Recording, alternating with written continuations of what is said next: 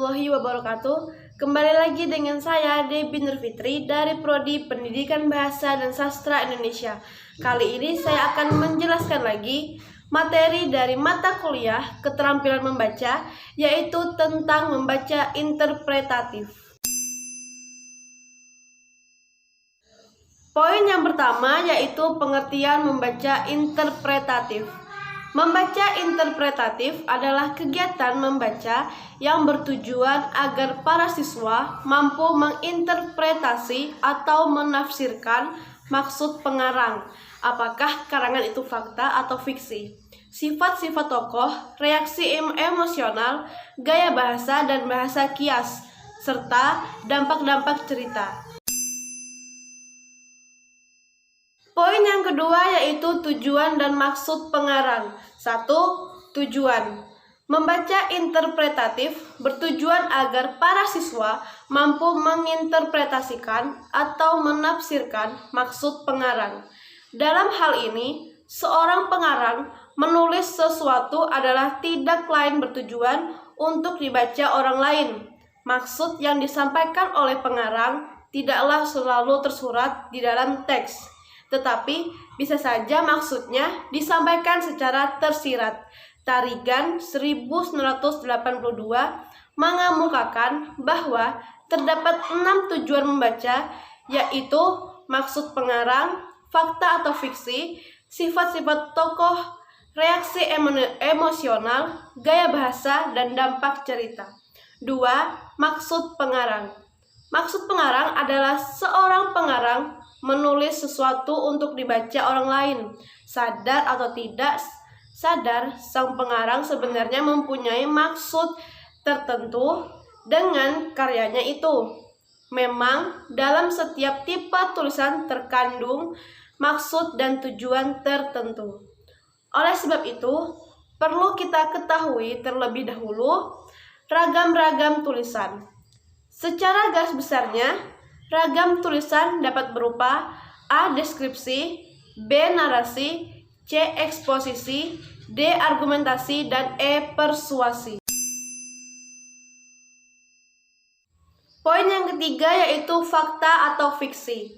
Membaca interpretatif adalah keterampilan menginterpretasikan atau menafsirkan isi bacaan tentang perbedaan antara fakta dan fiksi. Perbedaan utama antara fiksi dan non-fiksi terletak pada tujuan.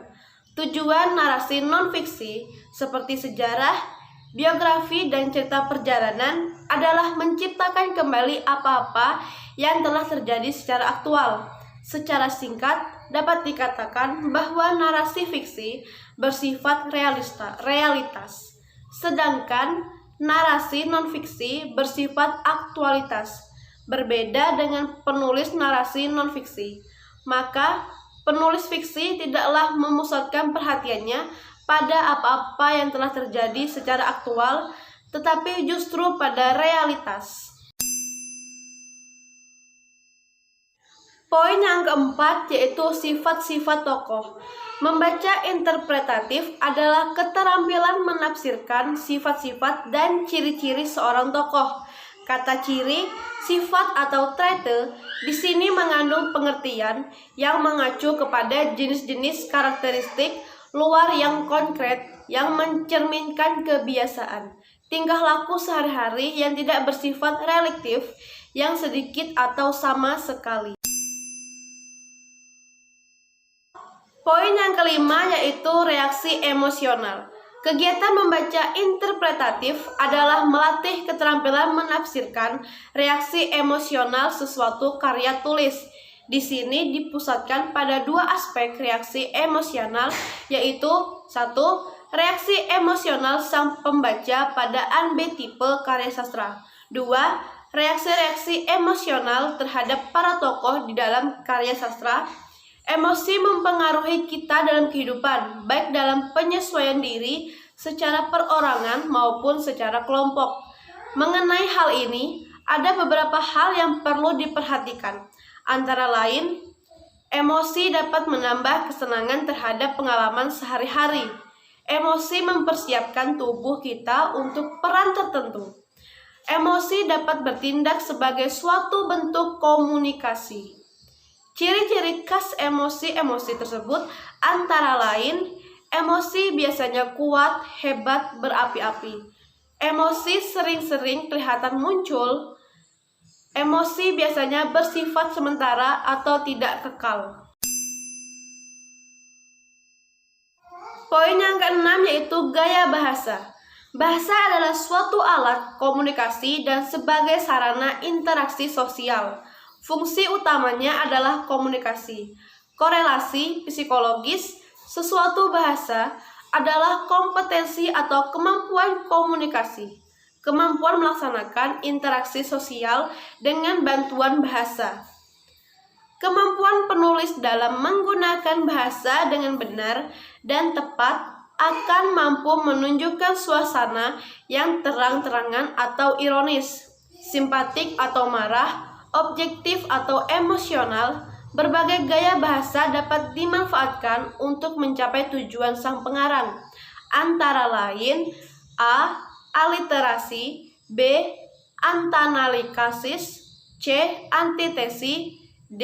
Kiasmus, E. Oksimoron, F. Paralepsis, G. Paronomasia, H. Silepsi, I. Jeukma. Poin yang ketujuh yaitu dampak cerita. Suatu keterampilan yang dapat meramalkan aneka dampak yang mungkin dihasilkan oleh suatu cerita. Maksud untayan cerita di sini adalah keterampilan seorang pembaca agar dapat meramalkan dalam berbagai tahap yang terdapat dalam cerita apa yang akan terjadi berikutnya. Menurut Brooks dan Warren dalam Tarigan 1982, agar dapat meramalkan apa yang akan terjadi dalam suatu cerita, maka akan terlebih dahulu jika harus memahami alur cerita beserta unsur-unsurnya. Istilah lain yang sama maknanya dengan alur adalah plot, trap, atau dramatic konflik. Kesimpulannya, membaca interpretatif adalah keterampilan menginterpretasi atau menafsirkan isi bacaan tentang perbedaan antara fakta dan fiksi. Secara singkat, dapat dikatakan bahwa narasi fiksi bersifat realitas, sedangkan narasi non-fiksi bersifat aktualitas, berbeda dengan penulis narasi non-fiksi. Maka, penulis fiksi tidaklah memusatkan perhatiannya pada apa-apa yang telah terjadi secara aktual, tetapi justru pada realitas. Baik, sekian penjelasan dari saya. Kurang dan lebihnya saya mohon maaf. Sekian dan terima kasih. Wassalamualaikum warahmatullahi wabarakatuh.